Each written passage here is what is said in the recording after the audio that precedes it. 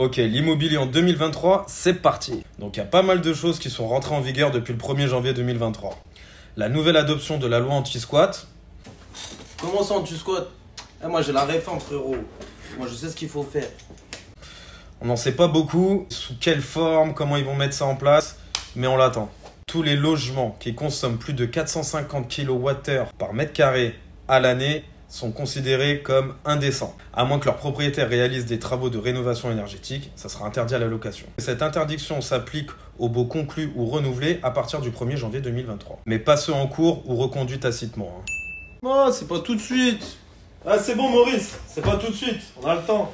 Mais profitez-en justement pour pouvoir réhabiliter vos logements souillés là. Ça te laisse le temps de faire les travaux et d'étudier tout ça si t'es en classe G. Excusez-moi monsieur Siali, la mise en place du carnet d'information du logement, c'est quoi ça encore? En gros, vous avez réalisé des travaux ou une rénovation énergétique, va falloir le justifier avec un audit. On a MaPrimeRénov' Sérénité qui a été revalorisé. Donc les plafonds de travaux finançables passent de 30 000 à 35 000.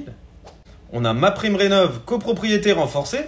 Pour accélérer la rénovation de l'habitat collectif, vous avez les plafonds de travaux finançables qui sont montés donc de 15 000 à 25 000. On a le taux d'usure qui va être calculé de façon mensuelle et puis trimestrielle. Donc ça, c'est une bonne nouvelle. On a la réduction de l'avantage Pinel et la mise en place de Pinel+.